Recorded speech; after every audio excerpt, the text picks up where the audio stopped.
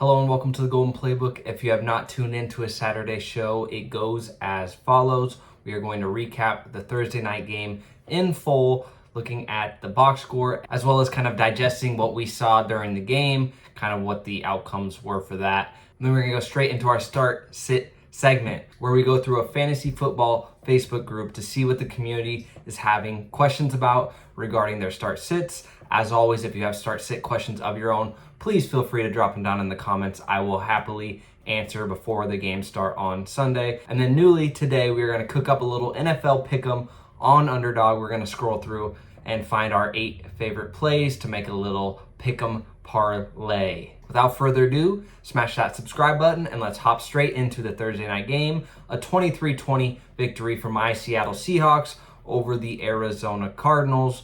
And this score is much closer than the game felt when watching it on Thursday. It felt like Seahawks were really dominating this game. Cardinals offense couldn't get much going, especially in the first half. Honestly, through the first 3 quarters, they only had 6 points. Did score a pair of touchdowns in the fourth to tighten it up. On the Seattle side of things, Darnold looked very, very solid. Another 242-yard game with the touchdown throw to Mr. A.J. Barner. Darnold has looked good, confident, better than I ever could have imagined in the offseason. I was hating on him pretty hard, so really happy to see for Sammy D. In the receiving area, JSN with his lowest receiving game of the year, but still got you 4 for 79 in a game that they dominated, in a game he wasn't targeted in the first half. So his usage continues to be very solid, even in a game that is not very pass heavy. We know this offense is not very pass heavy in general, but even more so in this game when they dominated. But he still got 4 for 79. Tight end A.J. Barner had 3 for 32 and a touchdown. He is kind of a deep streamer. If you were in a deeper league or really just punting on tight end, going with A.J. Barner, he might score you a touchdown, but weeks he doesn't, probably not going to pan out for you. Rest of the receiving options, Cooper Kupp, 4 for 26.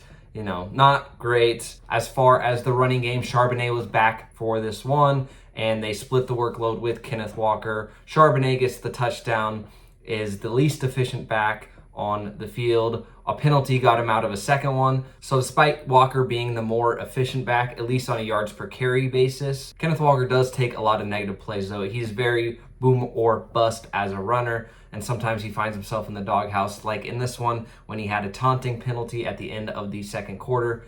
Didn't play for the rest of the half. But regardless, it's going to remain a split as long as both guys stay healthy. Walker looked good in this one, just did not find himself in the end zone. And Charbonnet did what Charbonnet does, just scores touchdowns and looks inefficient. On the Arizona side of things, Marvin Harrison Jr., despite ending with 6 for 66 on touchdown, had one of the most poor first halves you'll ever see. 2 interceptions caused pretty much due to him. One, he stopped his route. The second one, off his hands directly to the defender. But he turned it around in the second half, and hopefully this is kind of something that'll boost his confidence, because he definitely needs it, you can tell. We'll see if this is a sign of things to come, or if he'll go back to the Marv that is, not producing the way we would like to see. Trey McBride leads the team in targets once again, only turns into 7 for 52, so pretty measly, but his usage continues to be the best among all tight ends. Too bad it's just on a really poor Arizona offense. On the ground game, Trey Benson only got 8 carries in this one, did have 35 yards. He looked pretty good on the ground, to be honest. They just got down so early and they kind of gave up on the run. But Benson did catch 5 balls, so I think he's going to be a perfect guy to slot into your RB2 moving forward. He'll obviously have easier matchups than the Seahawks defense, who's turning out to be very, very solid. Kyler Murray continues to be, very inefficient up and down kind of guy. He's just not seeming like a guy at this point. You kind of still have to roll him out as your QB unless you have a better backup option, obviously. No other pass catchers are relevant on this squad. Like I said, we'll have to see if this is a sign of good for Marv ahead, or, he's going to go back to his non-confident self in the coming weeks. All right, and we are going to head into our start-sit portion. We are here in this Facebook group. First guy's question, Jordan Love or Drake May this weekend? And honestly, I'm going to go with Drake May. I think his matchup against Carolina is the nuts. This Carolina defense despite shutting out Atlanta last week, is still not very good. Drake May is getting it done on the ground as well as through the air, and Jordan Love is just not having high enough passing volume. Of course, he could have 3 passing touchdowns in this one. Prove me wrong, but I think Drake May's upside is much, much higher.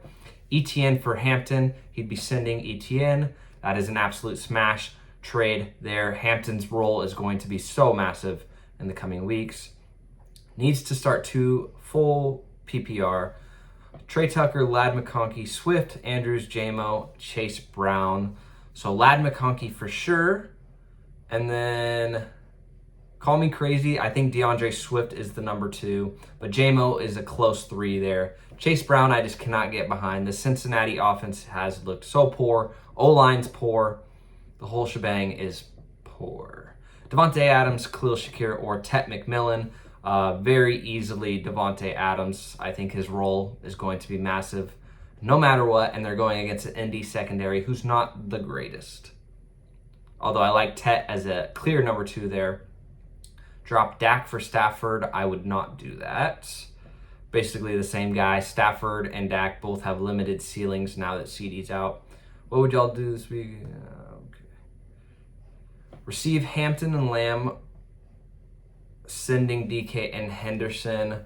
Although I never like to trade for an injured guy because it could just linger for the entire season, I think getting Hampton is so big that I would definitely do this deal, even though Lamb is going to be out a few weeks. Although I think Henderson's time is coming, so depends what you have.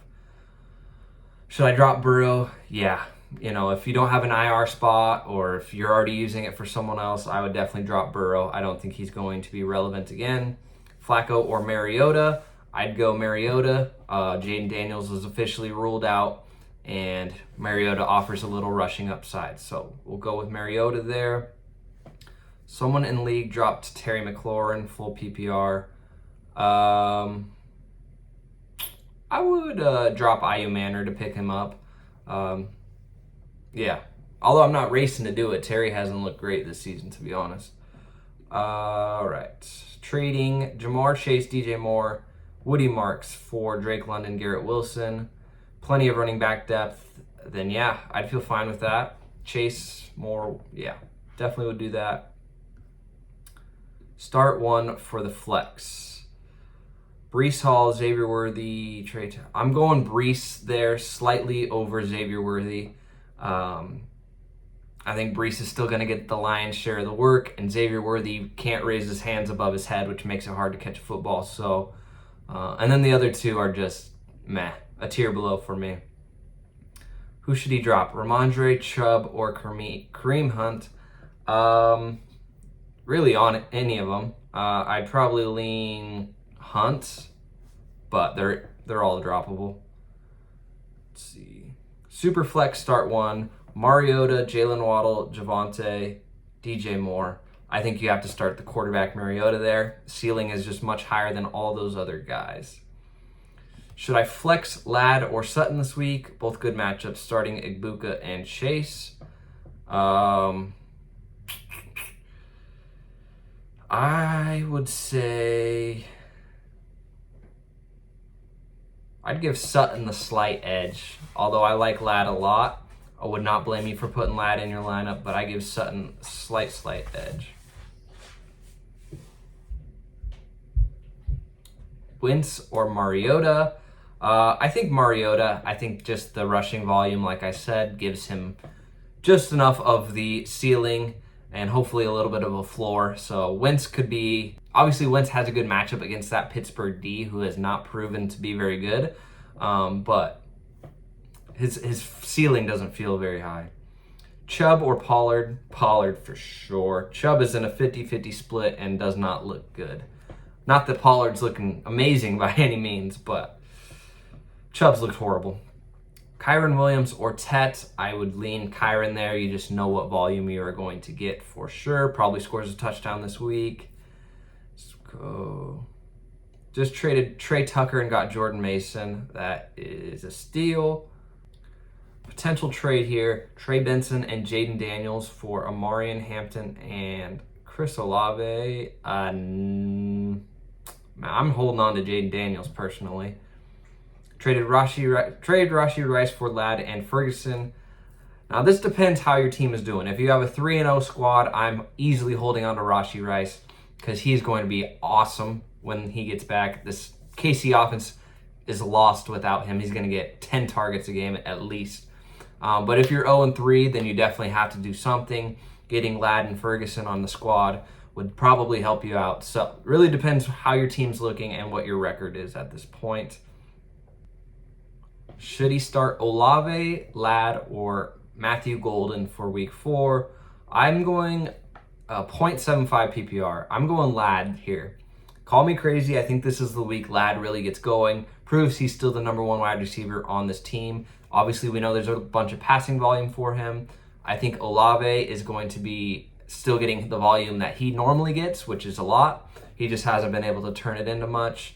And then Golden is a 3 for me, although his usage really upticked last week, so that was good to see. Calvin Ridley for Rashee Rice. If whoever's getting Rice in that deal is smashing that. Traded away JMO and Chuba to a panicked owner for MHJ and Ginty. I lean MHJ Ginty there, but not by a lot. Pickens or BTJ. This is an interesting one. I'm going to lean Pickens. Obviously, he's now the wide receiver 1 on Dallas squad with the CeeDee Lamb injury. BTJ has some sort of wrist injury that is part of the reason why he has looked so poor. Plus, obviously, the vibes are bad in Jacksonville between Lawrence, BTJ, the whole shebang. I'm going George Pickens here, although it could easily bite us in the butt. Who should he flex? Jacoby Myers or Keenan Allen? I like Jacoby Myers here. I think Jacoby's going to have a huge week against the Chicago Bears defense, who has not been very good, especially in the secondary. Jalen Johnson, their number 1 corner, has been banged up, and he is out. And I love Jacoby Myers in the spot. Probably going to have to throw the ball 40 times a game by Geno. So really like Jacoby Myers. Although it's very tough to sit Keenan Allen, especially given what he has done over the last few weeks. Chubb or Kamara? This is ridiculous. Obviously Kamara. Look, Chubb is just not good anymore. I know Kamara's on a bad offense, but so is Nick Chubb. Kamara is an easy start. Bo Nix or Justin Fields? I lean Bo Nix here. Obviously, we just know what Justin Fields' floor game is, and I'm afraid that it will happen again. Should I trade Kenneth Walker for Henderson and Pittman Jr.? I would absolutely do this deal. With Charbonnet back, we saw the split is still there. I think Henderson is primed to have a huge role with the Ramondre fumbling issues, and Pittman proves to be the number 1 wide receiver in Indianapolis outside of Tyler Warren-ish, but Pittman has been a dog, so absolutely smashing that trade. Johnston, Mason, or Ladd at flex. I lean Jordan Mason there. I think his workload is going to continue. Would be shocked if he does not score again this week. Khalil Shakir or Jawan Johnson in a full PPR flex. I'm going Jawan Johnson here. I think the Bills are not going to have to throw much against the Saints. They're going to be able to dominate on the ground. And then Saints will be playing catch-up mode, so Jawan Johnson will be in for a big role there. Let's do a couple more here. And then again, if you have any questions of your own, drop them down in the comments. Start 3. Chase, London, Pearsall, Johnston, Coleman, Pickens. Let's go Jamar, London, and Pickens. Although if Pearsall is very, very close, and if Jawan Jennings does not play, I would put Pearsall in over Pickens, I think. Although you could make a case for sitting Jamar Chase, as crazy as that sounds, but I'm not crazy enough to do it. But Chase, London, Pickens, and then Pearsall is a close 4 for me. We got a pick 2, Genty, Judkins, Javonte, Kamara. Give me Genty. I think he has his breakout game. And give me Javonte. Oh, no. Give me Genty and Kamara.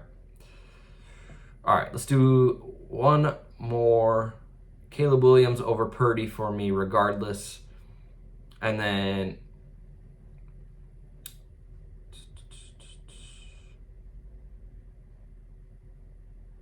All right, here we go. No responses for. In a bad spot. Need to pick 3. Etienne, Pollard, QJ, Warren, Devontae Smith. So let's see. I'd say Etienne. So Warren for sure is the number 1 start there. And then I'd go Pollard, Quentin Johnston. Sitting Etienne and Devontae Smith for me. And that will wrap up our start-sit questions. Let's head over to Underdog and cook us up a pick'em. All right, we are over here on Underdog. We are just going to scroll through each game, find a couple plays, probably do the max of 8 plays just to get a big banger. I haven't really looked at any of the lines yet, so we're just going to kind of see what sticks out to us. On the London game, Minnesota at Pitt, or are they in London or are they in Ireland? I can't remember. 81.5 rushing yards for Mason is so high. But I feel like it's high for a reason, you know? Like, Pittsburgh's not going to stop him, is it? 36.5 for Calvin Austin feels like a lot. No? Like, how much has he done? Hasn't clipped that since the first game. Let's see. I don't love it, though. Let's keep scrolling. Addison's at 38.5 in his first game of the season. All right. Philly, Tampa Bay. This one could be a sleepy spot here. 190.5 passing yards for Hurts is just insane. Let's see. Baker's at 223.5.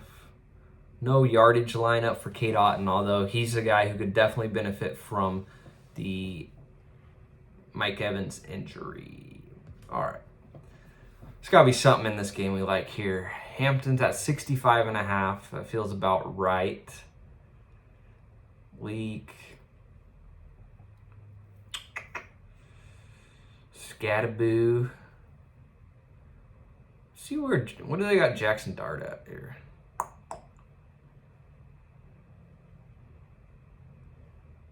$188.5. He's got to hit that, right? If he throws the ball 31.5 times, they're going to be trailing in this game. Man, call me crazy. I like that Jackson Dart.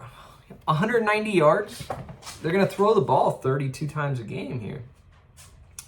And then Devin Singletary. Devin Singletary is going to get like a carry or two on the first drive. You already know it. Right?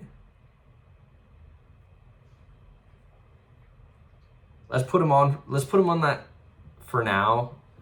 I'm not going to stick to it. I don't want 2 guys from the Giants, but for now, I don't want to forget about that one. So, let's head to Washington, Atlanta. Bijan's at 80.5. 3.5 receptions on the over feels pretty good for Bijan. You already know he's about to catch the ball that many times. Let's see.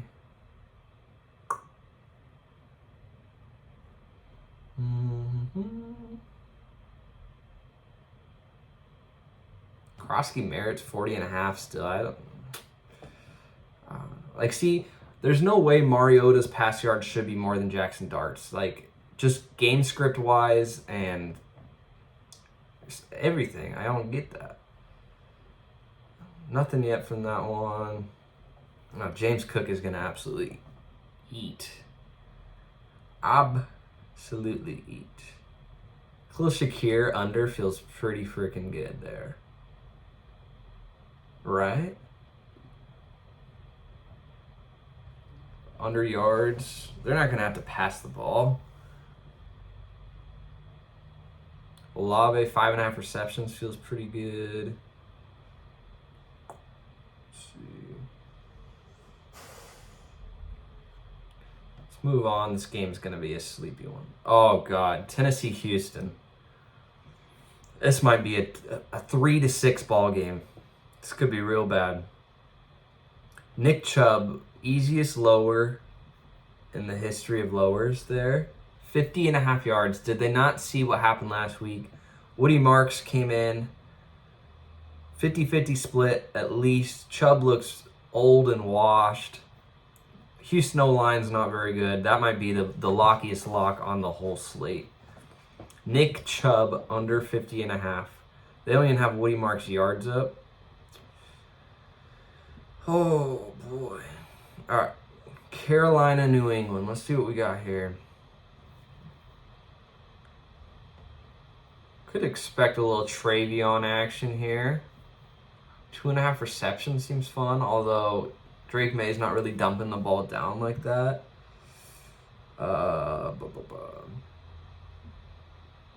Stephon Diggs. Where are some of Drake May's lines? 25.5 rush yards. He's not going to have to throw the ball that much, is he? Hunter Renfrow under touchdown. That sounds pretty nice. Man, let's skip that game. Cleveland, Detroit. I think this could be a sneaky one. I feel like Jahmyr Gibbs over 3.5 receptions feels pretty nice, no? He's hit that in every game, right? Let's see. Scroll. 10-3-5. So hit it in. Let's do that 3.5 receptions over for now. Okay.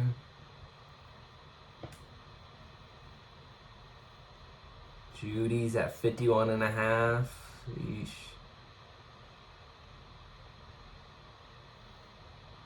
Quinshawn, 14.5 rush attempts. Feels like a lot. See what Gofferoony Dooney's doing here.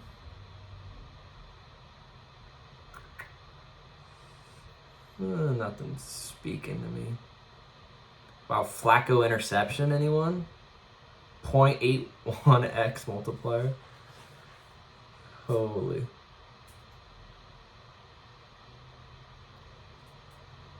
Anything?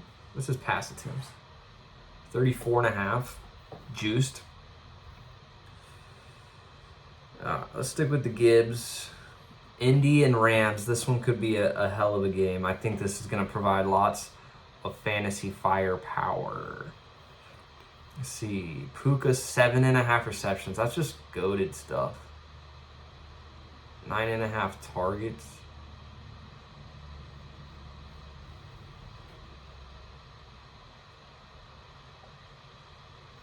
Adonai Mitchell's got some lines up due to the Alec Pierce injury. We gotta have something in this one, huh? Where's Kyron at? Did we get Kyron already? 71.5 rushing yards. 17.5 rush attempts, dude. Feels like a lot. Feels like a lot. What do we want to do here? We gotta do something from this game. Let's do Puka. Let's do Puka over receptions. Fuck it. Let's do that. Scroll. Jacksonville, San Fran. BTJ's at 59.5 receiving yards. I feel like that lower on fantasy points feels pretty good, no? Let's clip that in. New receiving stuff for Mr. McCaffrey here. How many picks? We got 7 picks so far. Let's see. Baltimore, Kansas City. Let's see. 46.5 rush yards for Lamar. That feels like a lot. Hate to fade that though, you know. What has he done this season? 70, 13, 35. I feel like Lamar is not going to hit 46.5. What's his attempts? I mean, that could easily bite us in the butt there, but that's just crazy.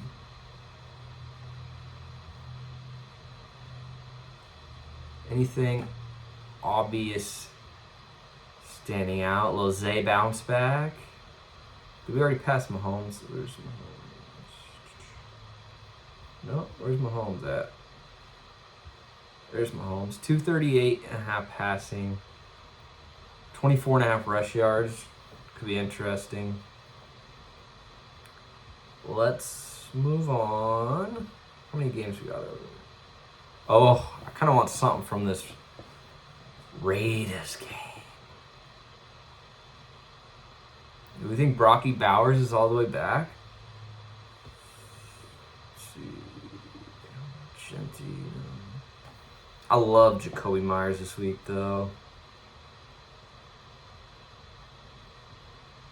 Let's get Singletary out of there, because that's just silly.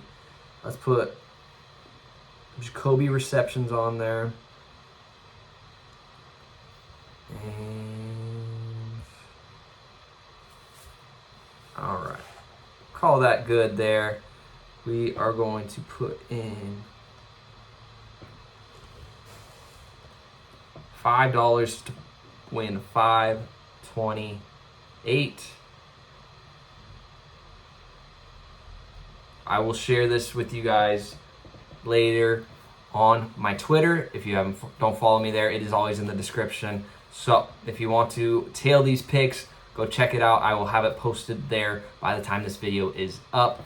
And to recap, it is Dart higher than 188 pass yards, Shakir lower 39 receiving, Chubb lower 50 rush yards, Gibbs higher 3.5 receptions, Puka higher 7.5 receptions, Brian Thomas Jr. lower 12 fantasy points, Lamar lower than 46 rush yards, and Jacoby Myers higher than 5.5 receptions. There you have it. There is our pick'em. We are going to do this every week, and if we hit, I will be giving away $50 to anyone who comments on this video. It can be whatever you like. It could be a start-sit question. It can just be saying hi, what's up. So make sure you comment down below on the video. If we hit this pick'em, I will be giving $50 away to a lucky winner. While you're down there, smash that like button, smash that subscribe button. Best of luck in week 4. We will catch you on the next one. Thank you for the support. Peace.